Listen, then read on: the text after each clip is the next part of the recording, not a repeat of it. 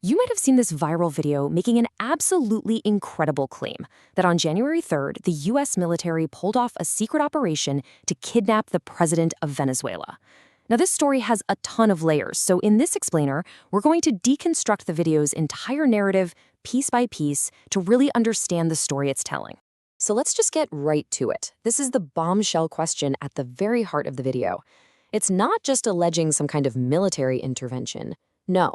It claims that U.S. forces went straight into the presidential palace, abducted President Nicolás Maduro, and flew him to an American jail. It sounds like something straight out of a movie, right? So let's unpack how the source says this was even possible. According to the source video, this whole massive operation hinged on just one person, a high-ranking mole supposedly deep inside Maduro's inner circle, with the codename Cardinal. This is the person who allegedly fed U.S. intelligence every last detail. We're talking the president's daily schedule, the number of guards, even the thickness of his bedroom walls and his secret escape plans. Everything from A to Z. Okay, so let's be really clear about the core allegation here.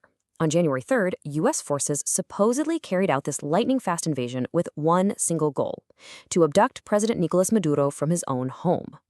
But that leads to the big question the video asks: why? Why would such a drastic action be taken? Well, the video presents two very different motives. On one hand, you have the official reason it claims was given, to stop Maduro's alleged role in drug trafficking. But the source video says, not so fast. It argues the real prize was geopolitical. It was about gaining control over Venezuela's incredible natural wealth, not just the world's largest oil reserves, but also huge deposits of lithium and gold. And this is where it gets really interesting. The video doesn't just make the claim. It goes into a surprising amount of detail describing the military operation itself. It paints a picture of a really complex, perfectly synchronized assault. So let's break down the 5 alleged phases of this attack, just as the source lays them out.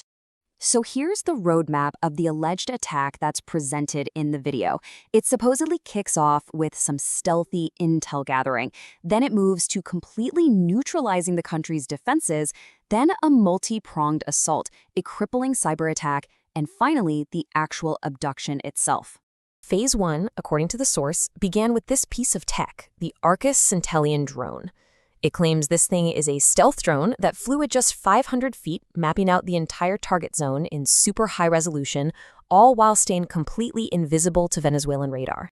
Okay, so with the recon allegedly done, the next step in the story was to blind the enemy. The source describes this two-pronged electronic attack. First, an F-35 stealth fighter supposedly slips into Venezuelan airspace totally undetected. Then, an EA-18G Growler jet begins blasting fake signals to confuse all their radar systems.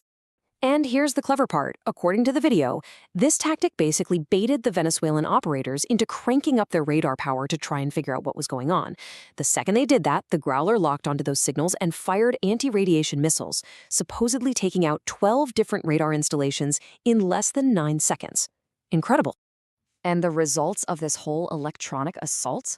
Total air superiority. With its radar network supposedly wiped out, Venezuela's entire air defense system was useless, leaving the skies wide open for the main invasion force that the video describes. Now, with the skies clear, the video claims the ground assault was spearheaded by the Night Stalker helicopter. It's described as basically a flying fortress, with commandos providing 360-degree fire to suppress any resistance as it led the charge toward the presidential palace. Right behind that lead chopper, the source says, came the support team. Seahawk helicopters were supposedly providing covering fire while dropping off the first wave of special forces. Then, the heavy-lifting Chinooks came in to deploy the main ground troops and secure the whole area. Now, while all this physical chaos was happening, a massive cyber attack was supposedly launched at the exact same time. And we're not just talking about jamming communications. The source claims this was a total system collapse. A pre-planted malware was activated, shutting down the entire national power grid, disabling GPS, hacking command systems, basically plunging the country into a total blackout. So the palace is secure, but how do they find Maduro? Well, the source points to this piece of tech, something straight out of a spy thriller, wall-penetrating radar. This device could supposedly detect human heat signatures right through reinforced walls, pinpointing the exact room President Maduro was hiding in. And that was it. Once they had his location, the commandos breached the room. and, according to the video, captured the president. He was then quickly whisked away by helicopter and flown out to the USS Iwo Jima, an amphibious assault ship that was waiting just offshore in the Caribbean. But the story doesn't end there.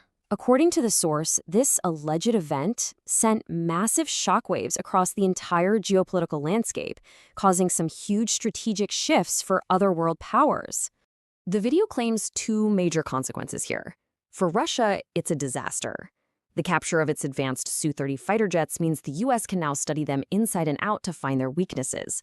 And for China, the source argues, this bold move acts as a precedent, basically giving them a green light to make their own move on Taiwan and its absolutely critical semiconductor industry. The source also makes a very specific technical point. It claims that Venezuela's S-300 air defense system was just too old to stop the F-35s. But, and this is important, it makes sure to add that Russia's modern S-400 system would have detected the jets.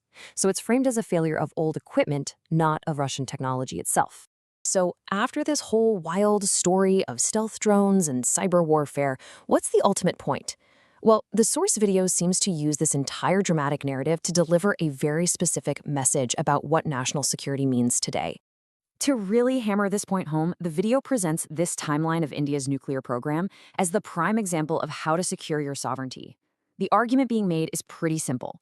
By developing a nuclear deterrent, India made an operation like the one alleged in Venezuela completely impossible on its own soil. And the source summarizes its philosophy with this really powerful analogy. The idea is that while a nation should always strive for peace and compassion, it absolutely must possess the strength to defend itself. In this view, true security only comes from being prepared for conflict. So when you boil it all down, the video's ultimate message is a call for complete self-reliance. It argues that depending on any foreign technology, whether it's social media or military hardware, leaves a country vulnerable to exactly the kind of cyber warfare it claims was used against Venezuela. And this whole narrative really just leaves us with one big final question.